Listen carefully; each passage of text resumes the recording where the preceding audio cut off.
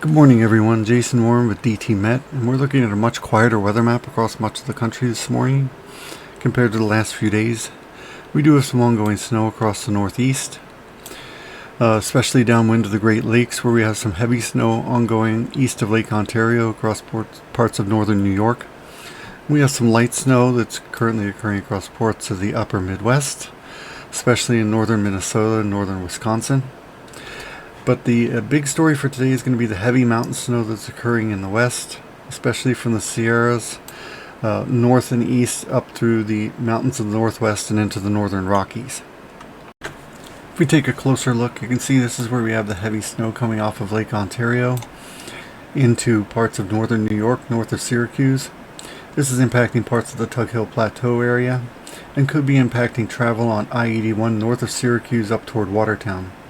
We also have some lighter lake effect snow coming off of Lake Erie into western New York, impacting areas south of Buffalo, including the ski country. Across the upper Midwest is where we have some light snow that's ongoing from northern Minnesota to northern Wisconsin.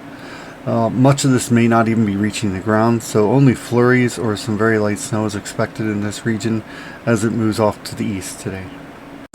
Across the western U.S. is where we have the most active weather today, with this broad area of snow across the northern Rockies into the mountains of the northwest, and some heavy snow across portions of the Sierra Nevada mountains, and heavy rain along the California coast and into the Central Valley. Low pressure currently centered over western Washington along the coast is barely going to move during the next 24 to 48 hours as moisture just continues to stream in off the Pacific into California and up into the Sierra Nevada mountains, where very heavy snow can be expected, especially near the crest of the Sierras.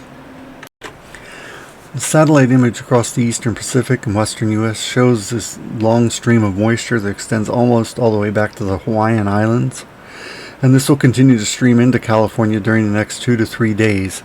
There may be a break in the activity across the Sierras on Friday, before more heavy snow moves into the area over the upcoming weekend. Taking a look at the models now, you can see we have the heavy snow across the Sierras today, lasting into tonight, before shifting to the south and diminishing later tonight. Some locally heavy snow is also possible across parts of the Great Basin into the northern Rockies during the next 24 to 36 hours. After that, there could be a break on Friday before another surge of moisture comes in during the upcoming weekend, Friday night into Saturday, and lasting possibly into Sunday, with additional rounds of heavy snow possible across the Sierra, especially in higher elevations, and several feet of snow could fall, impacting some of the resorts.